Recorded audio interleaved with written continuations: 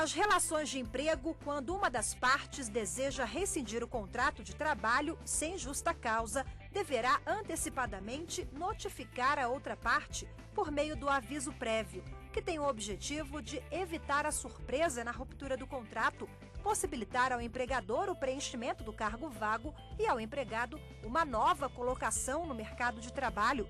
Até outubro de 2011, o aviso prévio que vinha sendo praticado era o mínimo de 30 dias, independentemente do tempo de serviço do empregado na empresa. A partir desta data, uma nova lei foi editada e regulamentou as regras proporcionais de pagamento previstas na Constituição de 88. Com a publicação da Lei 12.506, de outubro de 2011, o aviso prévio passou a ser calculado de acordo com o tempo de serviço do empregado na empresa, podendo chegar, ao invés de 30, a até 90 dias. Isso porque, para cada ano trabalhado, o aviso prévio é aumentado em 3 dias. Um funcionário que trabalha há 20 anos na empresa e é demitido depois desse período, por exemplo, quando sair, ele vai receber os 30 dias do aviso prévio, como todo trabalhador, acrescidos mais 60 dias de trabalho, referente aos 20 anos de empresa. Isso quer dizer que ele vai receber 3 meses de salário. Com essa situação, você beneficia o trabalhador que ficou bastante tempo na sua empresa, vestiu a camisa, você dá a ele uma importância maior. Ele sabe que quanto mais tempo ele vai ficar na empresa, mais tempo ele vai ter depois de aviso prévio. E esse aviso prévio maior, é um pequeno valor, pode até ser, mas é uma sobrevida maior nas finanças dele, porque ele vai receber o FGTS, vai receber seguro-desemprego, Então, quer dizer, somado tudo isso, ele vai ter uma certa sobrevida maior para procurar um novo emprego. Agora, foi uma grande discussão, porque sindicatos laborais queriam mais tempo, sindicatos patronais queriam muito tempo, chegou-se a esse meio termo. A lei já estabelecia complemento proporcional ao tempo de serviço. O problema é que ela não tinha sido regulamentada e, sem uma proporção definida, as empresas pagavam apenas o mínimo de 30 dias. Com a omissão legislativa, vários mandados de injunção foram ajuizados no Supremo, exigindo uma solução para o impasse. Em fevereiro de 2013, os trabalhadores que tinham sido demitidos antes da aprovação da lei, que criou novas regras para o aviso prévio, eles tiveram o direito reconhecido pela Suprema Corte.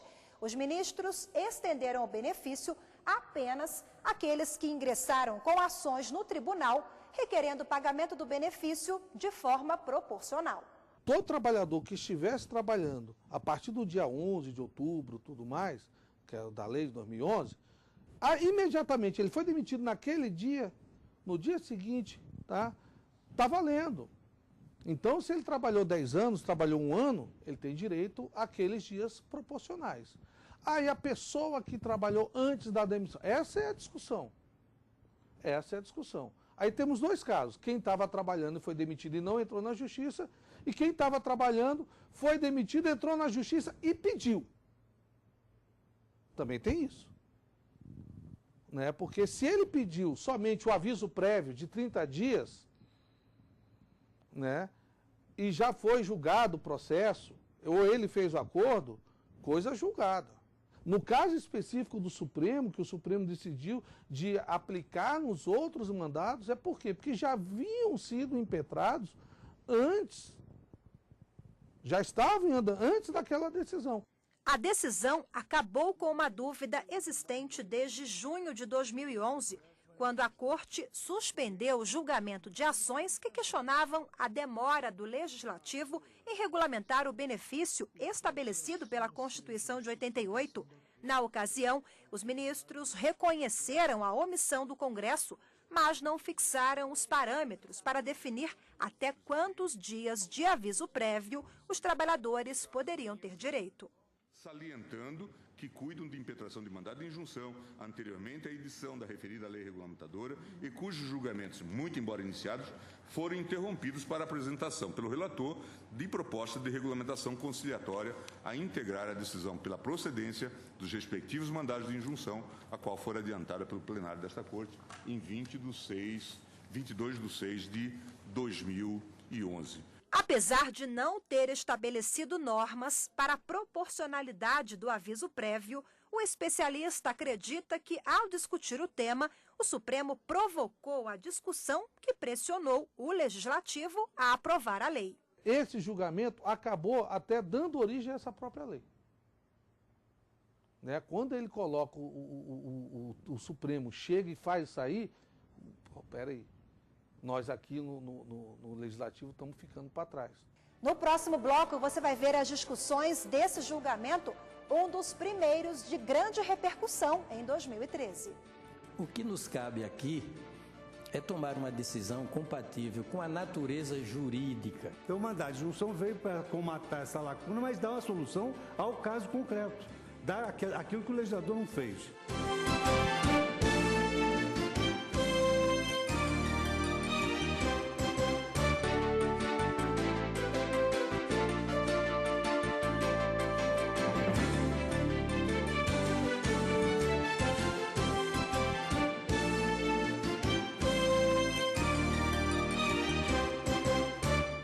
O programa de hoje apresenta a decisão de um julgamento que colocou um ponto final nos processos que tramitavam na Corte e questionavam o pagamento do aviso prévio proporcional.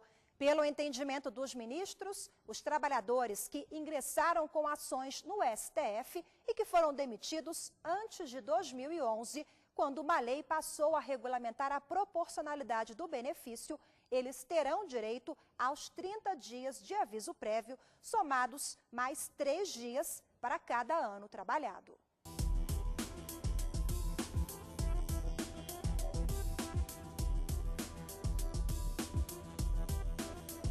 Antes da aprovação da lei, em 11 de outubro de 2011, todos que eram dispensados recebiam valor correspondente a 1 mês de trabalho, independentemente do tempo de serviço na empresa. A medida seguia a garantia mínima prevista na Constituição de 88. Mas, como a lei que estabeleceu as regras para a proporcionalidade do pagamento só foi aprovada mais de 2 décadas depois da Constituição, trabalhadores entraram com ações no Supremo requerendo direito. Então, a Constituição veio e modificou, criando essa situação, dizendo que o aviso prévio para o trabalhador, quando ele é demitido, é de no mínimo 30 dias, proporcional ao tempo de serviço trabalhado. E aí, como muitas normas constitucionais, não foi regulamentada. E isso é uma discussão que vem de muito tempo. Assim como as normas constitucionais têm que ter máxima efetividade, os instrumentos processuais constitucionais também têm que ter a máxima efetividade. Então, o mandado de injunção veio para comatar essa lacuna, mas dar uma solução ao caso concreto, dar aquilo que o legislador não fez. O que nos cabe aqui é tomar uma decisão compatível com a natureza jurídica ou a natureza constitucional do mandado de injunção, de um lado. De outro lado, uma decisão compatível com a natureza do direito assegurado pela Constituição, que é o aviso prévio proporcional. Por 4 vezes, essa Suprema Corte prestou o serviço de comunicar ao Congresso a sua mora. Todavia, até a presente data, completados mais de 22 anos, esse direito não foi garantido aos trabalhadores. O caso foi debatido pelo plenário no julgamento de um mandado de injunção de relatoria do ministro Gilmar Mendes. O impetrante foi um trabalhador demitido depois de 30 anos de empresa. O processo começou a ser julgado em junho de 2011. O empregado queria receber, além do aviso prévio, já assegurado pela Constituição, o acréscimo com base na proporcionalidade, que ainda não tinha sido estabelecida em lei. O julgamento provocou muitos debates. O advogado de um dos trabalhadores, que entrou com mandado de injunção no tribunal, ressaltou a importância da aprovação de uma emenda constitucional que tramitava no Congresso sobre o tema e seguia a orientação já adotada em outros países. Onde se inspirou essa emenda, senhor presidente? Ela se inspirou na prática das democracias socialmente mais avançadas, como é o caso, por exemplo, da França e da Itália, onde é tratado de forma diferente o empregado que tem 1 ano, ou 5 anos, ou 10 anos de casa. Senhores constituintes, evidentemente é uma norma de elementar justiça. O ministro Luiz Fux também falou sobre o direito comparado. Na Alemanha e na Dinamarca, por exemplo, país da Europa continental e, por isso, de origem romano-germânica como a nossa, o aviso prévio pode chegar até 3 meses para os operários e a 6 para os empregados da administração da empresa. Mas não vamos levar isso em consideração, porque pode ter gerente, pode ter empregado. Na Itália, pode chegar até 4 meses, conforme a categoria do trabalhador. Em Luxemburgo, 12 semanas, na Bélgica, 56 dias, mas o que eu achei mais apropriado para nós foram 2 sistemas, da Suíça e da Argentina. Na Suíça, 3 meses, quando o empregado atinge 10 anos de serviço. E na Argentina, de 2 meses para os trabalhadores com 5 ou mais anos de casa. Como em 2011, o Congresso Nacional ainda não tinha se manifestado sobre a proporcionalidade do aviso prévio, durante o julgamento, os ministros chegaram a discutir a proporção razoável para o pagamento do trabalhador com base no tempo de serviço.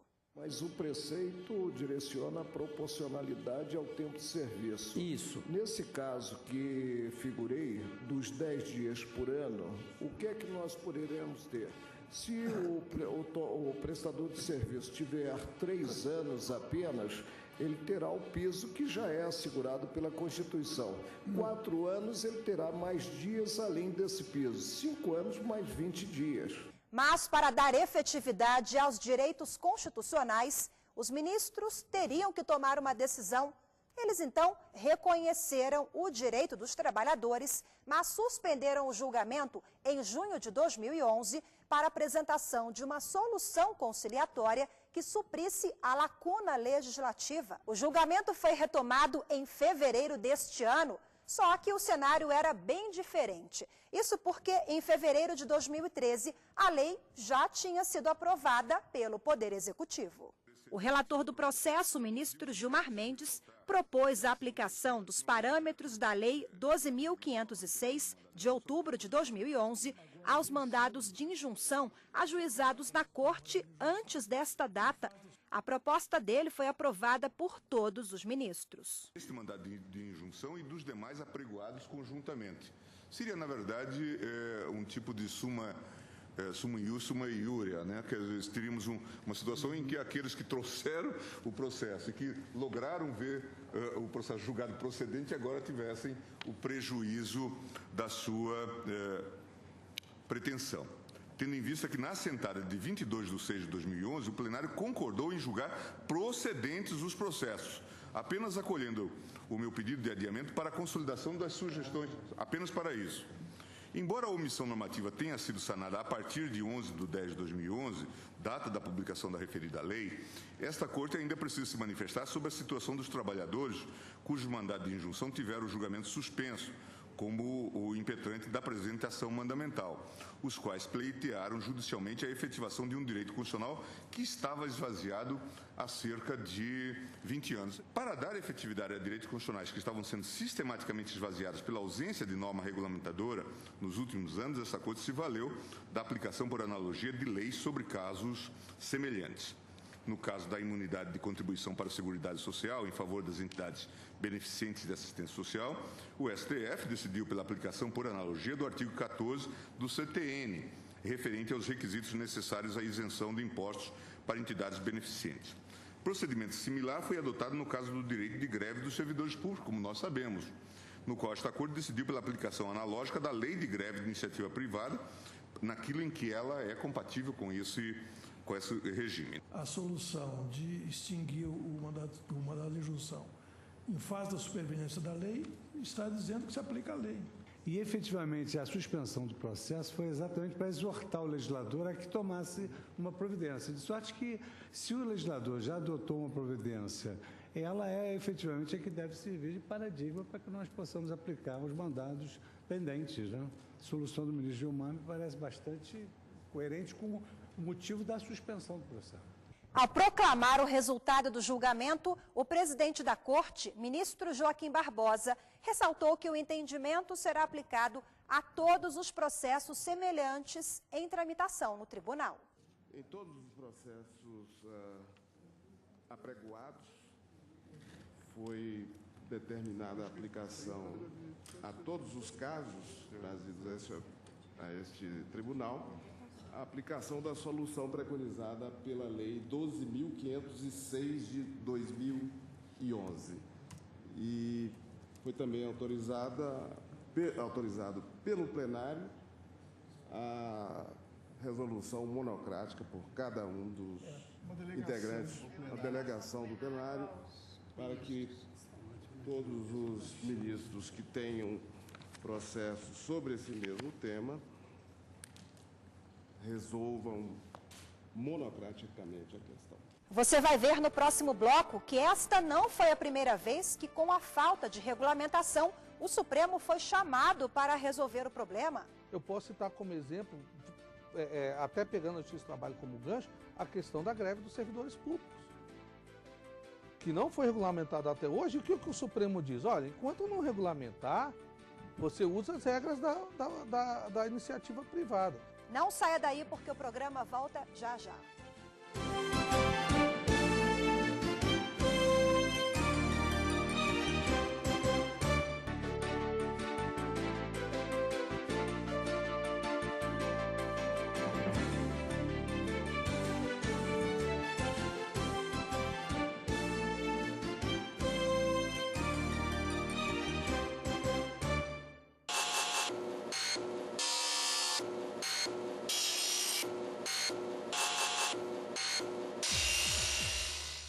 O pagamento do aviso prévio proporcional, de acordo com o tempo de serviço, foi regulamentado por lei em outubro de 2011. Os trabalhadores demitidos passaram a receber, além dos 30 dias, o valor referente a 3 dias de serviço para cada ano trabalhado.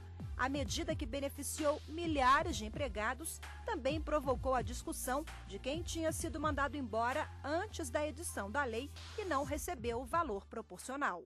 Muitas centrais sindicais vieram pressionando os sindicatos fortes de representação, vieram pressionando justamente para que fosse tomada uma decisão, né, em razão de que isso é claro e direto uma questão de sobrevivência humana, porque a verba trabalhista é uma verba alimentar.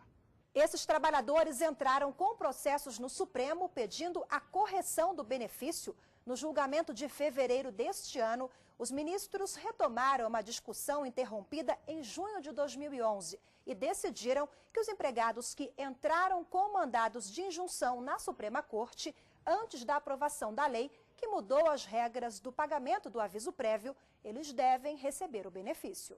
A decisão não atinge automaticamente aquelas pessoas que foram demitidas antes da edição da lei de 2011. Pelo entendimento dos ministros, apenas aqueles que entraram com ações na Suprema Corte vão receber o benefício. Que o julgamento se deu depois do dia 11 de outubro. Diante de 11 de outubro, o juiz não tinha nem parâmetro para poder colocar isso, senão ele estaria criando uma lei. E o juiz não pode fazer isso. Então, só para aqueles que estavam antes. Muita gente que saiu antes da edição da lei entra, às vezes, pedindo. Mas temos que lembrar que tem prescrição. Né? Tem a questão da segurança jurídica, o prazo prescricional, tanto de 2 anos de quando ele sai, né, que agora em outubro vai fazer 2 anos, então vai praticamente terminar essa celeuma, né, e de 5 anos da data que ele entrou na justiça, né, que é o prazo também máximo aonde se alcança a prescrição. O advogado lembrou que esta não foi a primeira vez em que, com a falta de regulamentação, o Supremo foi chamado para solucionar o problema. Esse é um caso específico voltado à Justiça do Trabalho. Mas temos outras que são mais importantes. E olha que não são voltadas à Justiça do Trabalho, mas eu posso citar como exemplo até pegando o Justiça do Trabalho como gancho, a questão da greve dos servidores públicos, que não foi regulamentado até hoje. E o que o Supremo diz? Olha, enquanto não regulamentar, você usa as regras da iniciativa privada, que não é bom para o servidor público. Então, eu acredito que isso seja um grande divisor de águas para que daqui para frente possa, né, começar a ver essas regulamentações e até o Supremo não ter que mais se meter nessa história. E o programa de hoje termina aqui, lembrando que se você tem alguma sugestão de reportagem, uma crítica ou quer falar com a nossa produção, é só entrar em contato com a gente pelo e-mail grandesjulgamentos@stf.jus.br. Temos um encontro marcado na próxima semana com mais um grande julgamento do Supremo. Até lá!